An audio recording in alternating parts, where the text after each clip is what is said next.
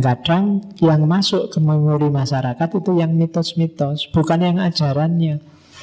Maka yang ada di kepalamu sesitijenar itu kan kebanyakan cerita-cerita mitosnya. Mulai dari cacing lah, mulai dari dibunuh diganti anjing lah, mulai yang itu. Sementara ajaran-ajaran bagus tadi tidak muncul. Sehingga orang cepat nganggepnya pokoknya dia sesat, alirannya Al-Hallaj, ngaku Tuhan, titik. Nah, itu yang terjadi di kita selama ini. Jadi yang jelas ceritanya agak mirip dengan Al-Hallaj. Beliau dieksekusi, entah kemudian memilih kematiannya sendiri kayak di bukunya Pak Munir itu, atau dieksekusi, atau mungkin ada jalan lain. Tapi yang jelas dia harus berkorban demi ilmunya, demi ajarannya.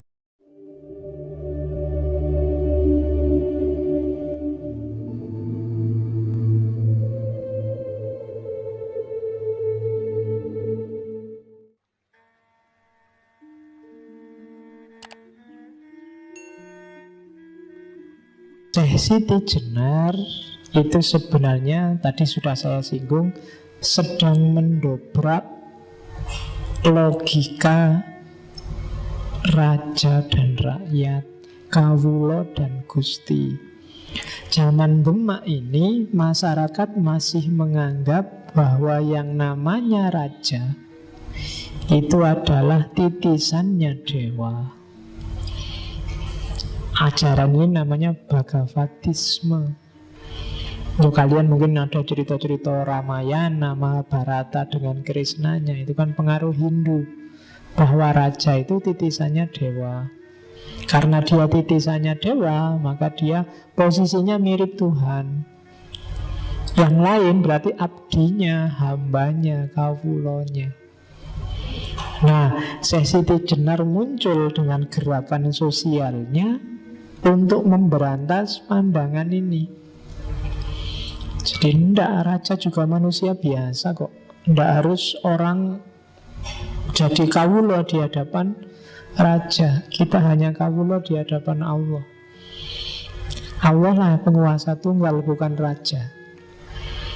Jadi egalitarianisme semacam ini yang disebarkan oleh Syekh Sitijenar. Ya mesti aja ini menggelisahkan luar biasa bagi raja saat itu. Maka dipakailah MUI-nya saat itu, Dewan Wali Songo, untuk menyidangkan Sitijenar. Dan jangan salah, Wali Songo itu ya 9 wali, tapi itu semacam MUI memang hari ini. Tapi ya tidak ngumpul bareng Sunan Ampel sama Sunan Muria. Nanti di fase tertentu Sunan Ampel sudah nggak ada. Nanti diisi Sunan siapa lagi. Dan jadi semacam Dewan para wali. Jaraknya agak jauh, sekitar 200-an tahun antara wali awal sama wali akhir di cerita wali-wali itu. Dan beberapa kadang tidak nyambung cerita-ceritanya, karena memang mitos-mitosnya banyak seputar Wali Songo. Tapi mereka pasti ada. Jadi tidak berarti terus kalau banyak mitosnya terus tidak ada, tidak. Mereka pasti ada. Buktinya apa? Jawa yang hampir 100% Islam. Itu kan Islam itu masuk ke Indonesia sekitar abad ke-7, tapi sampai sekitar abad ke-12 jumlah umat Islam tidak ada 10%-nya. Nanti sekitar abad 12 itu baru datang para wali ini. Tidak ada satu abad setelah itu hampir semua orang Jawa jadi Muslim. Itu bukti suksesnya dakwahnya Wali Songo. Ya meskipun intrik-intrik politik kecil pasti terjadi. Jadi Syekh Sitijenar ini masuk di kritik pada kerajaan. Jadi maka ya tidak heran terus dia dibenci oleh raja. Dipanggil menghadap pun dia tidak mau. Karena bagi dia yang bisa manggil aku ya hanya Allah. Wong aku sendiri nih ya Allah yang malah dipanggil, gimana?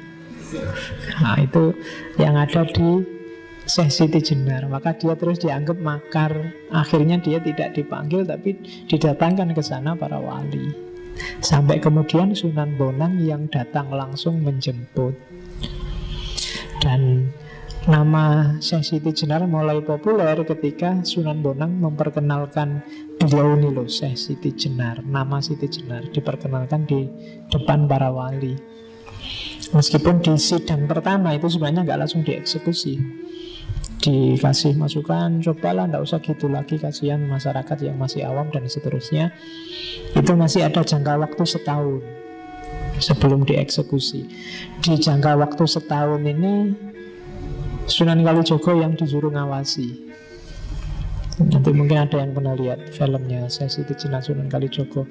Meskipun dramatisasinya banyak, tapi ilmunya sebenarnya agak mirip Sunan Kalijogo sama Siti Jenar ini. Meskipun kemasannya agak berbeda. Sunan Kalijogo lebih halus, pakai media budaya. Sementara Syekh Siti Jenar agak frontal. Itu yang bikin banyak awam salah paham. Tapi kandungan ajarannya kalau diteliti sebenarnya nggak jauh. Dan setahun itu terjadi banyak diskusi, banyak adu pendapat antara Siti Jenar sama Sunan Kalijogo. Oke, terus ini terakhir. Kenapa kemudian banyak sekali mitos-mitos yang jelek-jelek justru muncul ke permukaan? Ada analisis lain bahwa cerita Sunan Kalijogo ini yang jaraknya 200-300 tahun setelah cerita itu kok jadi banyak mitos. Itu ada analisis bahwa cerita ini, cerita Syekh Siti Jenar yang dieksekusi itu dipakai oleh Sultan Agung untuk membangkitkan moral pasukannya. Jadi kan Syekh Siti Jenar itu terahnya, jadi murid-murid besarnya yang tadi Ki Ageng Pengging sampai Joko Tingkir dan keturunannya itu kan nanti dilanjutkan di Mataram Islam yang sekarang jadi Jogja dan Solo itu. Nah, jayanya kan zaman Sultan Agung. Nah, zaman Sultan Agung untuk menyebarkan kekuasaan itu kan menyerang daerah-daerah Surabaya, Pasuruan itu kan diserang untuk ditaklukkan. Sebagian besar daerah-daerah ini adalah miliknya para wali. Giri, Tuban, dan lain-lain itu kan daerah-daerahnya para wali. Para prajurit ini kan muslim juga semua. Cuma ya agak gimana kalau harus bertarung sama saudaranya sesama muslim, apalagi tempatnya para wali. Nah, untuk membangkitkan semangat biar mau bertarung ini, cerita-cerita mitos tentang tentang Syekh Siti Jenar yang dieksekusi, yang diganti anjing dan macam-macam diangkat. Dengan cerita ini pasukan Mataram yang pedalaman ini kan agak panas ini. Wah, sunanku diginiin, ini guru-guruku diginiin. Kurang ajar wali-wali itu memang. Semangat bertarungnya bangkit. Maka mereka siap untuk tarung meluaskan wilayah jajahannya Mataram saat itu. Jadi ada analisis semacam itu, dan itu ya masuk akal saja. Karena politik itu kan memang caranya selalu begitu. Ya kayak gimana Orde Baru memanfaatkan mitos PKI, gimana zaman Soekarno memanfaatkan mitos revolusi dan yang sejenisnya, gimana zaman reformasi memanfaatkan mitos demokrasi dan jadi macam-macam, mitosnya banyak. Jadi kadang-kadang yang masuk ke memori masyarakat itu yang mitos-mitos, bukan yang ajarannya. Maka yang ada di kepalamu Syekh Siti Jenar itu kan kebanyakan cerita-cerita mitosnya. Mulai dari cacing lah, mulai dari dibunuh diganti anjing lah, mulai yang itu. Sementara ajaran-ajaran bagus tadi tidak muncul, sehingga orang cepat menganggapnya bahwa dia sesat, alirannya Al-Halaj, ngaku Tuhan, titik. Nah, itu yang terjadi di kita selama ini. Jadi yang jelas ceritanya agak mirip dengan Al-Halaj. Beliau dieksekusi, entah kemudian memilih kematiannya sendiri kayak di bukunya Pak Munir itu, atau dieksekusi, atau mungkin ada jalan lain. Tapi yang jelas dia harus berkorban demi ilmunya, demi ajarannya. Sama kayak Al-Halat, sama kayak Socrates. Termasuk demi besok Hipatia, dia demi ajaran-ajaran neoplatoniknya sehingga dianggap murtad.